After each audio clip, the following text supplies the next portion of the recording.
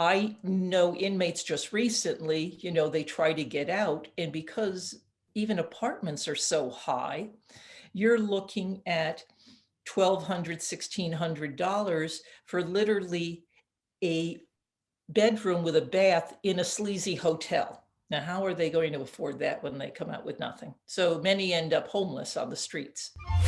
Welcome to the Jennifer J. Hammond Podcast. Jennifer is a licensed realtor, educator, speaker, and best-selling author. Jennifer's goal is to help you find your yay in every day. Hello. This is Jennifer J. Hammond. I put that J in there now because I'm trying to make sure we always have a J, yay, in every single one of the episodes. So this week, I'm so excited. We have somebody I'm just thrilled to be talking with. This is really interesting because you may not know. I love this. So first of all, Dr. Karen Gedney is an internal medicine specialist who in 1987 was the first woman doctor in Nevada placed in a male medium security prison. Whoa, that has been an amazing life. I have to start right there. Why did you decide to go into the prison system to be a medical doctor? I mean, there's so many choices as a medical doctor. Why there? Yes, a lot of people ask me that, Jennifer. And the thing is, I never, ever envisioned, I didn't know anything about prisons, but I was placed there by the federal government in 1987 to do a 4-year payback in an area that had no doctors because I had gotten a scholarship to medical school. So I had to do 4 years. And I thought I'd be in an inner city or a rural area, but when they said, hey, you are going to a male prison, I was like, what? How could that be? So it was quite a shock. Yeah, I was going to say that must have been an amazing shock. So one of the things that I want to talk about, so I don't want to get distracted because I have so many questions for you, but one of them is that when inmates come out, one of the biggest challenges that they do find is housing, because as you know, having been imprisoned, there are just so many things that are against them. Number one, they don't always walk out with a job. There are just so many things. So first, will you talk a little bit about the challenges? And then I know that you ended up getting involved with a nonprofit that helped inmates find housing. So first of all, we'll talk about some of the challenges. And then secondly, what are some of the solutions? Great. Yeah, I don't think people realize the unbelievable obstacles, because I'd like to take people and just imagine that for some reason you end up in a prison for 20 odd years, and then all of a sudden they open the door and then you walk out, and sometimes you don't even have identification anymore. Now, how's that going to work? Then you don't have really a place to go to, unless you have family on the outside. And many people, their families have gone away or don't want to be part of them. And then how do you actually get a job when you have a felony stamp on you? Even though the United States is trying to ban the box, people can Google and then of course say, hey, you did time. I don't think I want to hire you. And also, even if they do, they'll look at a resume and say, well, what have you done for the last 20 years, right? So that's not a good selling point unless you really have worked inside the prison, and those jobs are very few. And then there's all these legal type of laws out there that vary by state. For example, if you have certain crimes, the greatest example is if you're considered a sexual offender, then you cannot live in this area, you can't live in that area, and you don't even know where you can't live because there's so many rules and regulations. And people think of a sexual offender as, some horrible pedophile. But I knew many men in prison who were thrown in prison at 18 because they had stupidly sex with a 15 or 16-year-old girl who looked older than them. And it was consensual, and the father pressed charges, and they got 10 to life in prison and a sexual offender stamped on them for the rest of their lives. And you can imagine that is a real obstacle. They don't have money when they come out for the most part. when I worked in my state, they had what was called $28 gate money, which means once you walk out the gate, you get 28 bucks. And I thought, what are they going to do with that? And I was told, oh, years ago, that was the amount of money they could get a bus ticket to go to California. So this is not a Wow. solution, to problems. And plus, they do not know how to access social services, right? I mean, I even consider myself, I wouldn't know exactly how to go about things, unless I had a computer and started searching, right? And many of them, they haven't been near any electronic device. They leave, there are no more phones to actually use in the outside world where you can put like 25 cents in, right? And they don't even have a cell phone. So those are the types of obstacles they face. They don't, and money for down payment, even for an apartment. In my area in Nevada, where prices are really sort of ridiculous, I know inmates just recently, they try to get out. And because even apartments are so high, you're looking at $1,200, $1,600 for literally a bedroom with a bath in a sleazy hotel. Now, how are they going to afford that when they come out with nothing? So many end up homeless on the streets.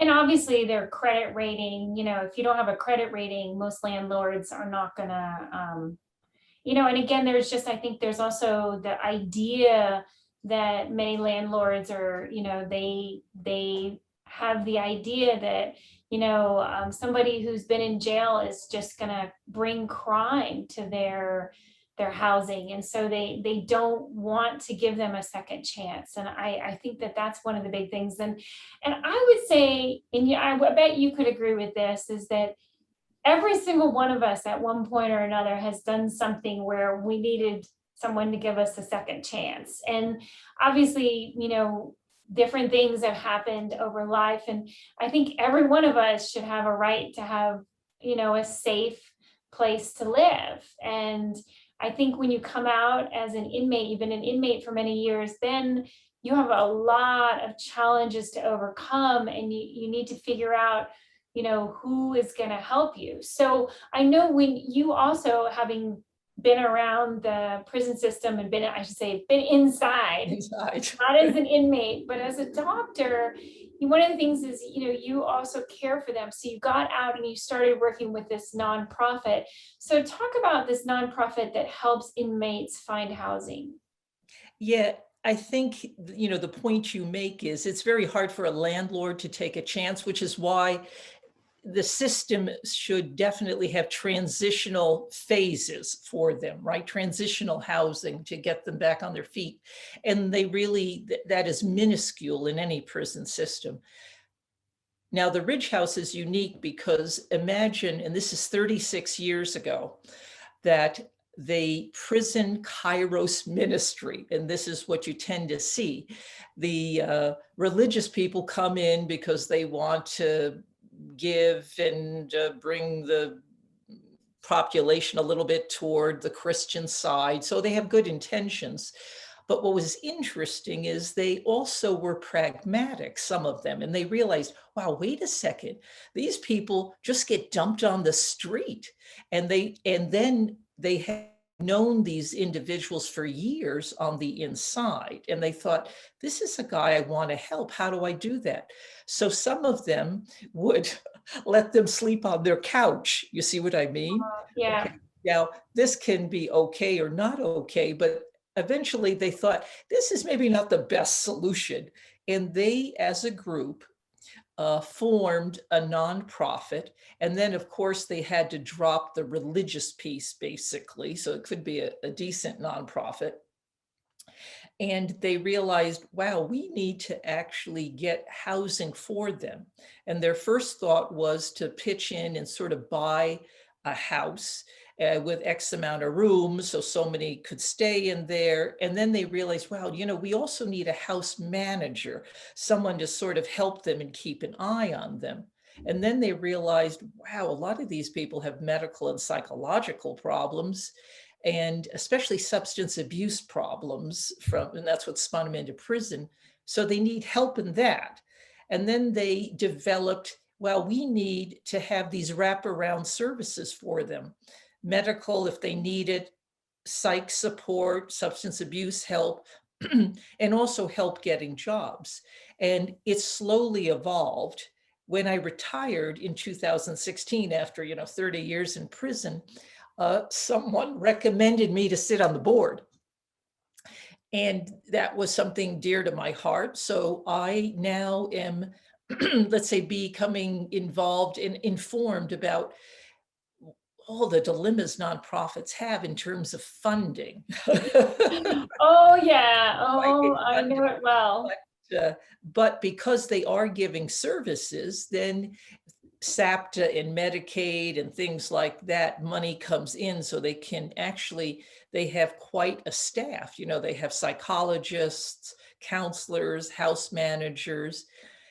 And I think the greatest, I don't know, uplifting thing for me is every 4 months, they have a bit of a graduation, because guys average and women average, 4 to 6 months before they can, sort of like get ready to launch on their own. And then they graduate from the program. And then the things they say in their graduation speeches is like not a dry eye in the room, if you know what I mean, because Right. they were given a true second chance. They've been given, it's like a bird where you teach them to fly before you kick them out of the nest, right? Right. And I think that's what I mean by, I think every one of us at some point in our life has felt like the underdog. And probably one of the reasons that, even in sports or whatever in life, we always seem to root a little bit so much. We lean toward that underdog because every single one of us at some point in life has probably felt like that underdog, right? Yeah, I envisioned myself, I was like a sucker for the underdog. I mean, really. But that's also because I think I considered myself an underdog. I mean, I was born upstate in the Catskills with parents who, were immigrants really from Germany, and neither one of them had graduated high school. So they didn't have the educational base, didn't have the financial base.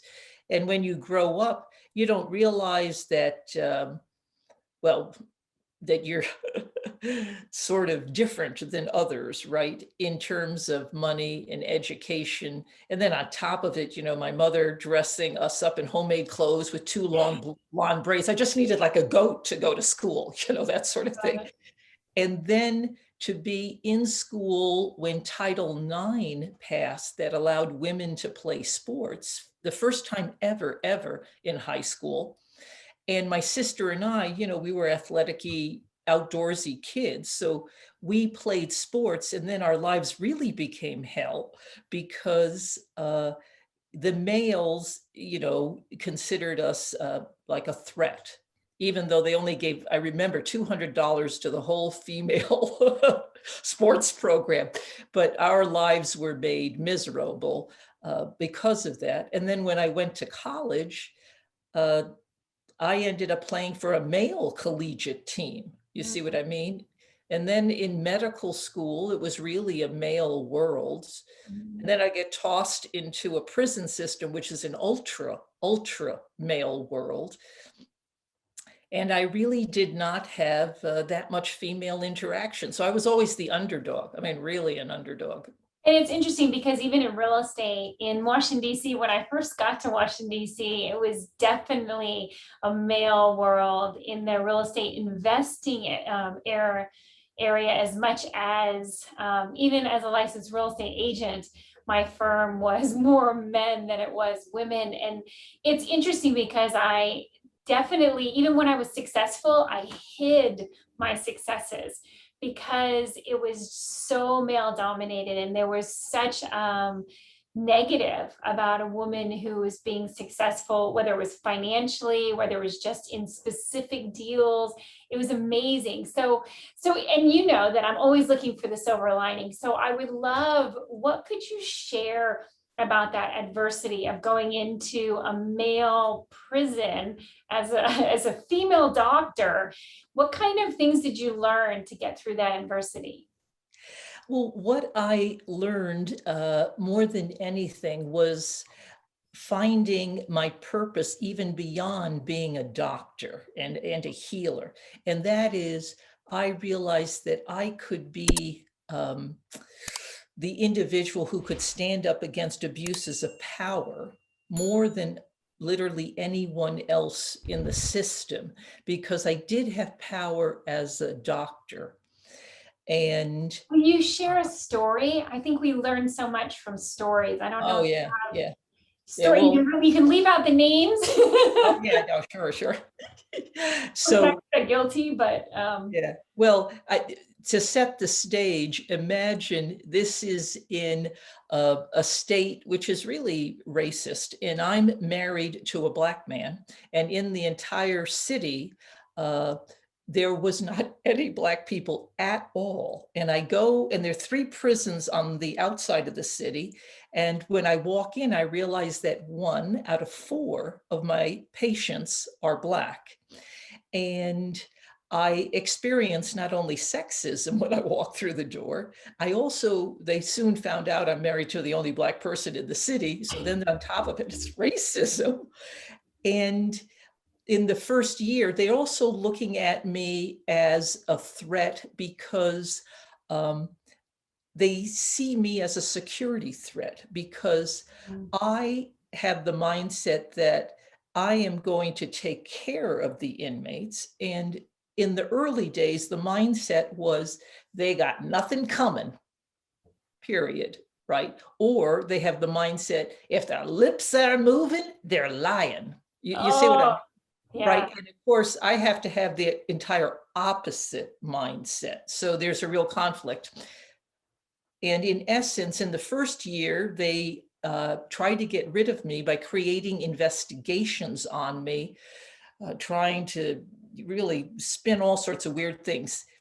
And what happened is the director of the prisons, I contacted him and said, look, I hear all these rumors and they're driving me crazy, because I was worried they're going to like toss me out, strip my license, frame me for things. Oh I was like, really, I was really nervous, and I had right to be nervous. And he said, come to my office. And then he ended up dumping like a whole stack of papers in front of me. And he said, look, this is the investigation. I never do this, but I want you to read what everyone is saying about you so you can get them before they get you. And I was well, what that kind of, I know, what kind of world is this? And the things they said were just, one, taken out of context, and they were as really, they were racist as well. People would say, we can't trust her because she gives preferential treatment to Black inmates because she's married to a Black. I mean, stuff like that, right? Really things that are, or they would say, this doctor gives narcotics to her patients. And they did not mention I was the only doctor at that time that took care of cancer dying patients. They left that out, right? Do you see what I mean? Yeah. Right. I mean, just they spun things. So he said, you know what I'm going to do with this? And I'd be like, I'm almost in tears that people can be like that. And he threw it away. Okay. Oh, All right. Yes. No, he threw it away. Now, but here I am now knowing the people in the system who despise me. Now, this prison director then 6 months later left. And then an incident occurred, which I always will wonder about. I was taken hostage. Inside the prison? Inside the prison. Wow. And the person who could have, let's say, done something was the person who was like the most despicable on that inspector arena. And he was an associate warden, and he was married to the director of nursing. So they had a very nepotistic control power. And I didn't realize I was upsetting a power balance. But to this day, I'll never know how much of that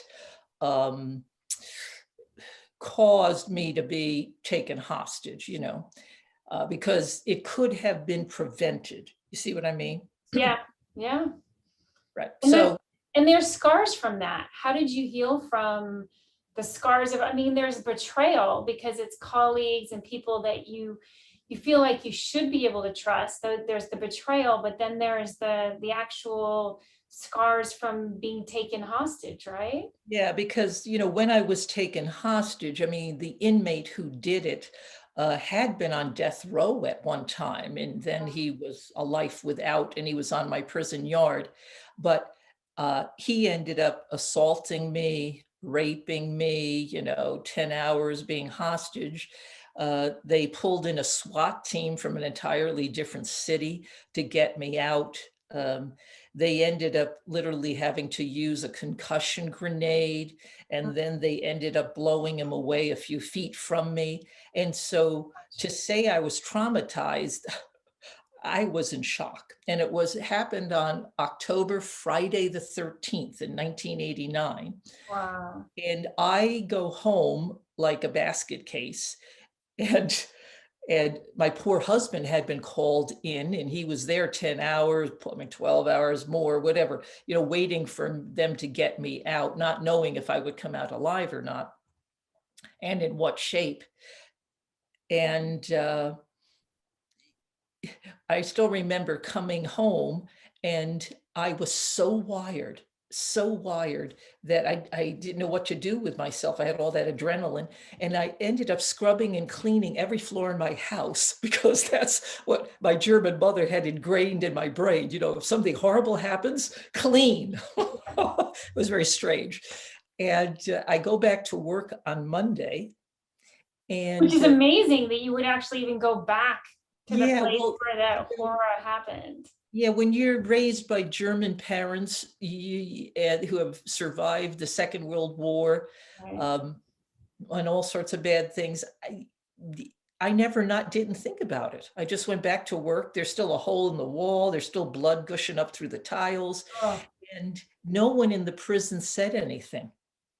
You know, the security people didn't say anything to me. Custody didn't say anything to me. The administration didn't say. And when you're in shock initially, you like not ready for anything. But then comes that feeling like they don't care, or they want me dead. And of course, another mindset, and I had to develop that a little bit later, was that people sometimes don't know what to say, yeah. or they've been told not to bother the doctor. There are all these other things. But initially, it was not good. But the inmates sent me get well cards. Every time they saw me, they wanted to make sure I was okay. And it was really the inmates who helped me heal, and it was their compassion. Wow. Yeah, I was gonna say, because it's amazing that you went back and then you were in there for many, many, many years. I mean, Yeah. Yeah. And, like some people would say to me, oh my God, why didn't you leave? Or why didn't you sue? Or why didn't you get disability? Because this and that happened to you. I mean, to this day, I still have ringing my ears from that concussion thing. I don't hear as well. My neck is not quite right because the guy who took me hostage, he was a Marine veteran from Vietnam, and he was trained to kill, and he almost snapped my neck off when he, took me down. wow. So things, but like I said, I was oriented to just be resilient, and the fact that they didn't do anything made me tougher, but also, I ended up later teaching the police some hostage stuff, and I ended up teaching the new officers. I shared the story with them so they would not make the same mistake Yeah. of just, not saying anything, because in the prison, there's always the chance that staff will be hurt. And the worst thing possible is to make believe it didn't happen or learn from it. That's the worst thing. Yeah, absolutely. And I know, so you have a book, 30 Years Behind Bars, which is, of course, Yes, I think it's a great title because it sounds like you were an inmate, but I know. 30 years behind bars as a prison doctor. I mean, and then as you just described, being taken hostage and all the things that you've gone through. So what is your book about and why did you write it? Well, one of the reasons I wrote it is over the years, when I would tell people certain prison stories, they'd be just sort of fascinated. I would hear this, oh my God, you got to write a book someday. You got to write a book someday. And when I was inside the prison, there's no way you're going to write a book while you're in, I mean, thinking about it. But I did write in journals just because I found that Oh, writing got things off my chest, yeah, right? for sure. And then I also had inmates who would write things or send me thank you notes or whatever home, and I would teach all these programs, and they would write things on their homework, and some was just too good to throw away, so I had a file that where I just filed all this stuff. And when I left the prison, it had swung to the dark side again because it goes back and forth. Yeah. And I was angry about making the decision to leave because it was just getting too miserable again. And after 30 years as a state employee, then you're sort of realize, wow, if I retire, I can make a good retirement. If I continue to work, is it going to change me? You know what I mean? Right. Again, And or since you've retired, it seems like you now have such a purpose for helping others, right. from volunteering, but also from cutting out into all the media and the publicity, writing the book, and making sure that other people know not only your story, but you're sharing other stories and inspiration. And I Right. know, I know we're about out of time, but I wanted also for you to talk just a little bit about something you mentioned right before we started today, which is Oh, yes. it's amazing to have as a woman, and having gone through all the things you've gone through, you now have a woman as a mentor. And will you talk a little bit about that? Yeah, Jennifer, I'm glad you mentioned that because imagine I'm all these years just in the male world, and I'm not the type of person to also ask for help, that self-reliant, unfortunate piece. I understand. And then here I am in my 60s, I retire, and I run into a woman, Pat Lynch, who is the CEO and founder of Women's Radio, who is 77, but back in her 20s in the South, developed the first marketing agency as a female business owner. And she ran into me because I was pushing for prison reform, abolishing the death penalty, which is actually dear to her heart, prison reform, as well as education reform. She interviewed me, and then the next day she called me up and said, Karen, you can be the voice for prison reform in the United States. And I thought, what? And she has really taken me on and sort of designated herself as my mentor. I didn't even have to ask. And she's the one who's sort of pushing me because I was never into media and publicity. When you're in the prison, the last thing you want is in any way to interact with that because you get into trouble. I had no social media at all because of security reasons. So here I am in my 60s and I'm like, oh my God, Have you learned a this? Facebook thing, this thing, that thing. I was like, oh. So it's not been easy for me to shift at all. But I always have to remind myself, okay, this is not about you, Karen. This is about really trying to nudge that needle in the prison reform arena. And that's what she keeps reminding me. But it's to have a female mentor. And not only that, Jennifer, I have women who read my book and it makes such an impact on them. They have become sort of my advocates in promoting my book, right? I mean, and that is something I also never experienced because I never played with women, you see. Yeah, So, because you were always around men. So go ahead and let's make sure people know, how can they get a hold of your book? And do you have a website or you just, as you said, social media yeah. they can follow you? Well, the best place to get my book is on Amazon. And also I did the Audible. So some people just like to listen to Ah, books, and that's Audible as well. My website is discoverdrg.com. okay. And I have it DRG because the inmates used to always call me Dr. G because they would massacre my last name, which is easy, Gedney, but they would change it all up. Yeah. Well, I'm so glad to have you, and thank you so much for sharing your story. And as you know, every episode, I ask you to please raise your voice and say yay with me as we go off air. Okay? Is it 3, 2, 1. Yay! Yay! Jennifer. Thank you. Hi, I'm Jack Canfield. You may know me as the co-author of the Chicken Soup for the Soul series. And if you want more help in getting from where you are to where you want to be, I want to encourage you to listen to the Jennifer Hammond Show